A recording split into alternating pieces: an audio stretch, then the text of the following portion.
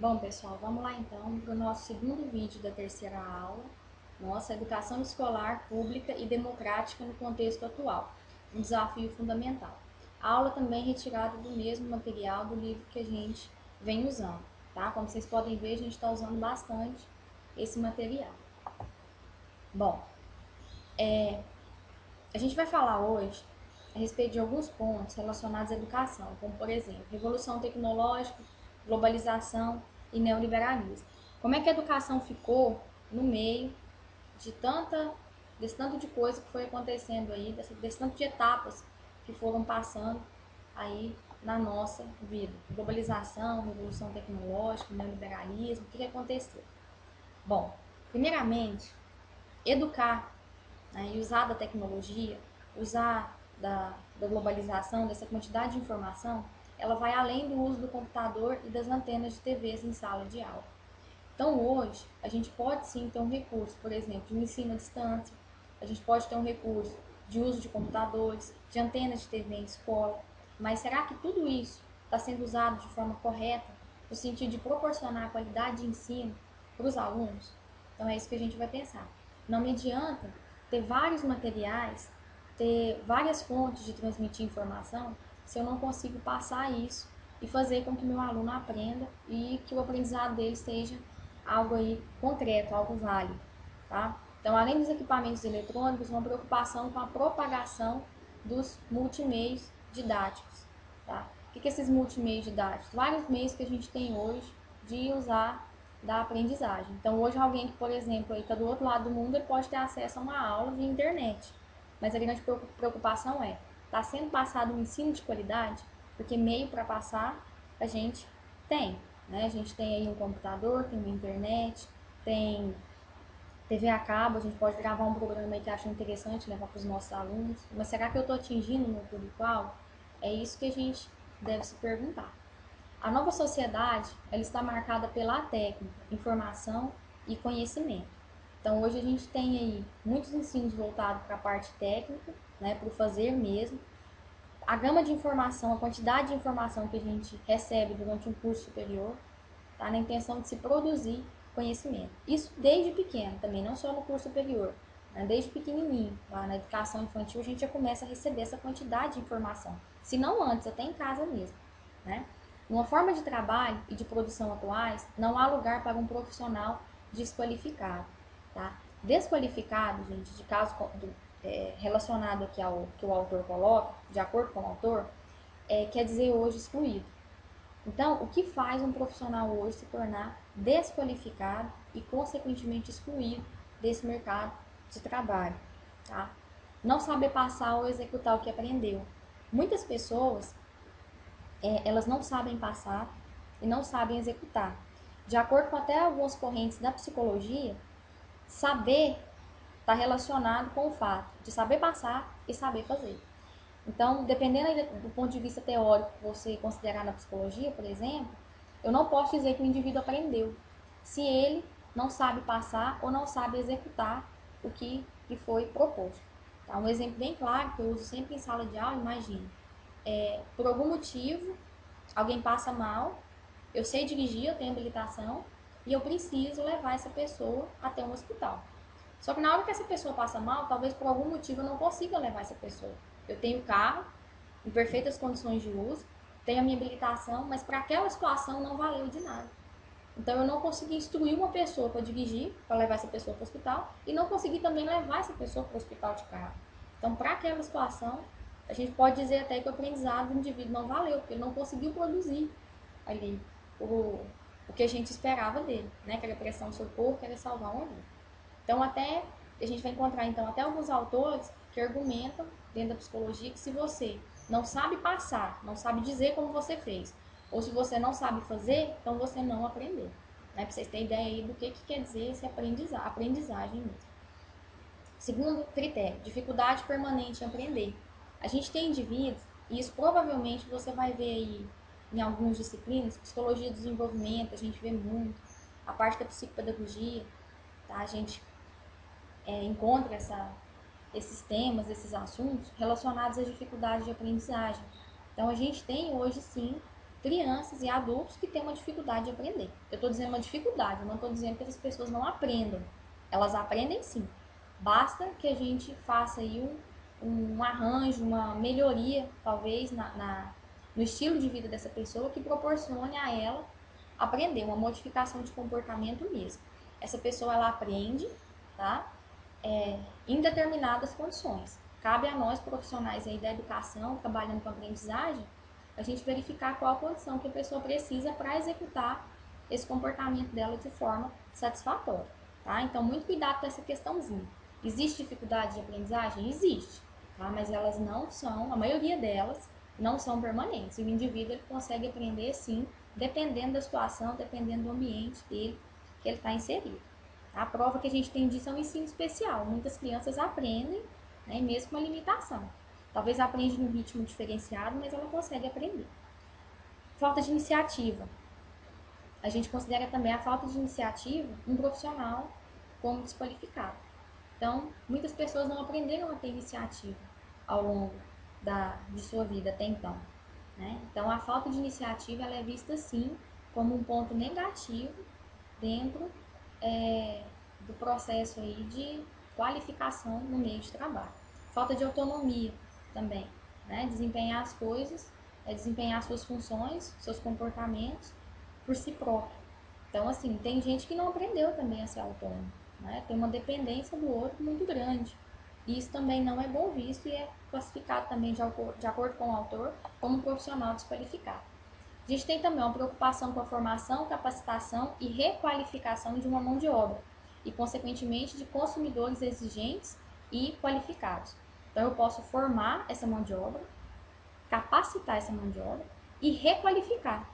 Porque eu posso ter indivíduos que não foram qualificados o suficiente, tem que passar aí por algum processo de requalificação. A educação ela também se preocupa em formar trabalhadores e consumidores mais conscientes. Então, hoje, a gente tem pessoas, por exemplo, que consomem um produto que talvez está, né, estragado, fora do prazo de validade ou com algum defeito, e não são conscientes o suficiente para procurar os seus direitos. Né? E toda essa questão relacionada com a educação, que teve essa preocupação de formar trabalhadores e consumidores mais conscientes, pessoas mais conscientes do seu trabalho, da sua mão de obra, essa exigência foi parar também na pedagogia. Né? E como é que a pedagogia relacionou com isso? É o que a gente vai ver. Alguns pontos, então, considerados pela pedagogia em relação a essa questãozinha da mão de obra. Flexibilização do sistema de ensino. Então, hoje a gente tem vários sistemas de ensino. Você tem o presencial, você tem a distância, né? Você tem os níveis de ensino. Então, a gente flexibilizou, a gente que eu digo assim, né? Os profissionais da educação, a educação ela foi modificada nesse sentido. Então, ela adaptou, ela passou a ser adaptada, tá, a esses trabalhadores, esses consumidores que queriam então se tornar aí, tiveram essa necessidade de se tornar mais conscientes, tá? Avaliação constante dos resultados. A gente só sabe se algo funcionou ou não pelos resultados, né? Então a gente tem essa avaliação constante de resultados dentro da pedagogia, né? Para a gente saber se funcionou, se deu certo, se não deu certo, né? O pessoal avalia das mais variadas formas. Prova é uma forma de avaliação, mas tem outras formas de avaliação, de avaliações aí que a gente pode utilizar também, que a gente pode trabalhar. Escolas classificadas e desclassificadas em rankings. Então hoje a gente tem as escolas, né, primeiro lugar, segundo lugar, terceiro lugar, e as desqualificadas também. Então essas escolas hoje, elas estão num ranking, né, em ordem crescente ou decrescente, para facilitar também a população o acesso a esse tipo de informação, saber como é que está a escola. São algumas medidas que foram tomadas. Concorrência entre escolas particulares e públicas. Né? Hoje a gente já vê uma tentativa governamental de melhorar as escolas, né? Até mesmo a estrutura, a qualificação dos professores. Então, a escola pública e a particular, elas são concorrentes umas das outras. Né? A escola particular é um comércio, ela vende o ensino. Né? Ela vende ali o ensino, não estou dizendo que de qualidade ou não, né? Mas é vendido, a gente paga por esse ensino. Né? Algo que, por Constituição, né, previsto em lei, deveria ser oferecido a todos nós que pagamos impostos.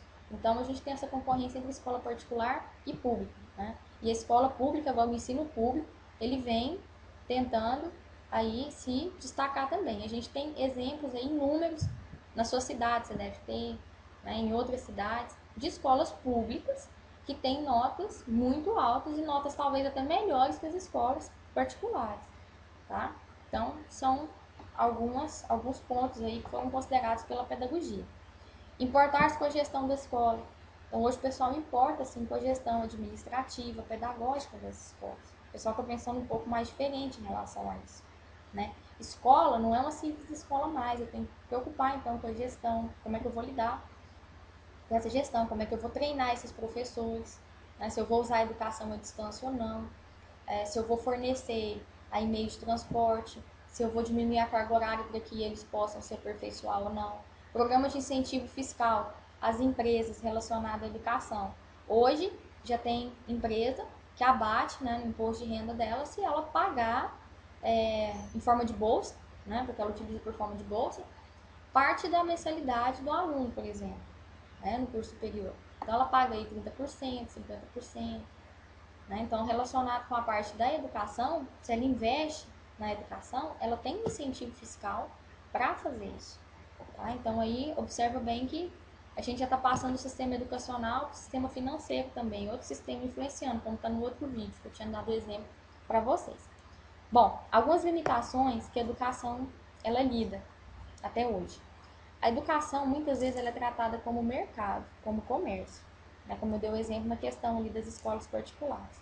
A educação vista como uma competitividade ao invés de considerar o desenvolvimento individual. Então, ainda que seja na escola pública, tem muito profissional competindo, usando de competição, né? Então, o vestibular, quem vai passar no vestibular são os mais bem preparados, os melhores preparados, né? Então, assim, cria-se uma competitividade na hora de se tratar da educação. Então, é algo que a gente tem que prestar atenção, né, para isso daí. E considerar também o desenvolvimento individual. Cada um vai aprender de uma forma, cada um vai aprender num ritmo.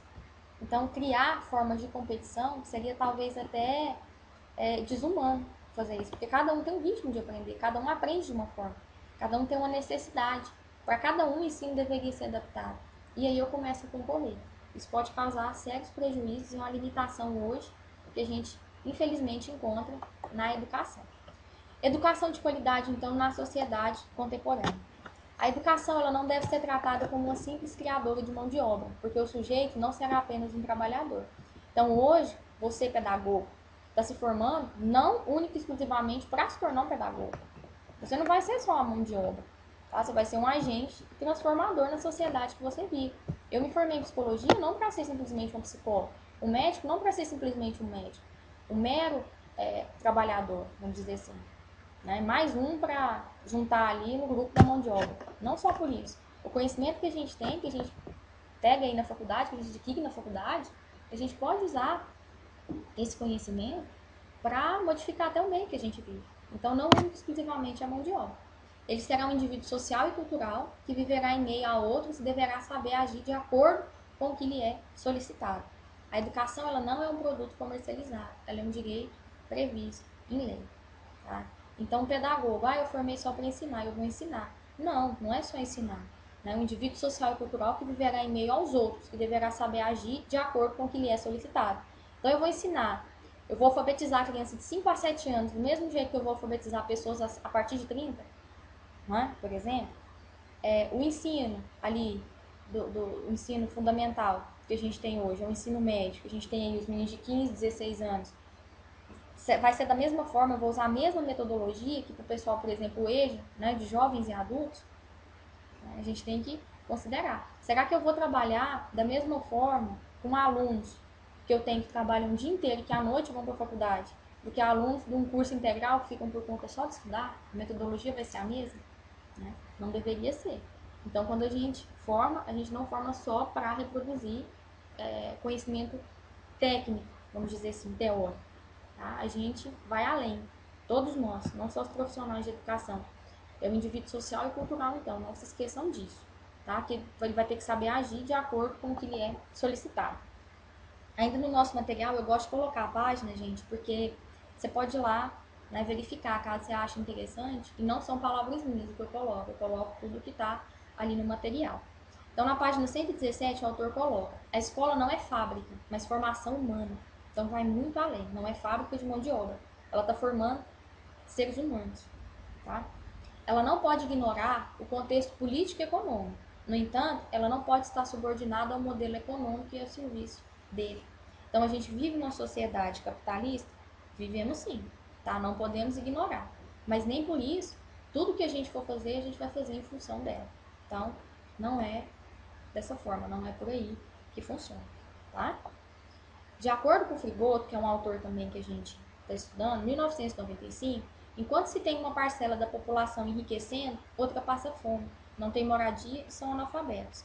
O autor defende que a chance de conhecer e tornar-se apto não deve ser exclusiva da iniciativa privada, então deve ser para todos, mas sim tornar acessível a todas as esferas. E isso pode ser feito, por exemplo, através da melhoria da qualidade de ensino. Tá? Então a gente tem classes sociais diferentes, pessoas diferentes, indivíduos diferentes, mas a educação, como é um direito de todos, ela tem que atingir a todos. E é responsabilidade da educação adaptar, tá, o processo educacional para todos os que têm a educação por direito. Tá? Então a gente tem essa diferencinha aí. Hoje eu tenho, né, um menino que tem acesso à internet, tem acesso aos meios tecnológicos, e eu tenho um aluninho que sai, né, por outro lado, eu tenho um aluno que sai lá da fazenda, levanta 3h30 da manhã, vem para a escola, tá morrendo de fome na hora da merenda e vai aprender. Né? Então eu preciso adaptar para esse pessoal. Mas como o autor coloca, isso pode ser feito, por exemplo, através das melhorias da qualidade de ensino. O autor coloca melhoria. Eu, por minha conta, acrescentaria melhoria e adaptação da qualidade de ensino, porque a gente tem que adaptar para cada um, tá bom? Bom, gente, a gente termina por aqui, então, a nossa terceira aula. Vai funcionar da mesma forma que funcionou a nossa segunda aula. Assistam aos vídeos, tá? Vocês têm aí o prazo de uma semana para fazer as contribuições de vocês. E qualquer coisa, vocês podem mandar mensagem para mim via EAD, eu sempre estou respondendo as mensagens. Qualquer coisa também eu estou na faculdade, só não estou na faculdade de quarta-feira, tá? Se você quiser me encontrar, pode passar lá na recepção das meninas, lá na coordenação, tá? Falar com a Galba, que a Galba esclarece para vocês que sala que eu tô, tá bom? Bom estudo para vocês então e fiquem com Deus.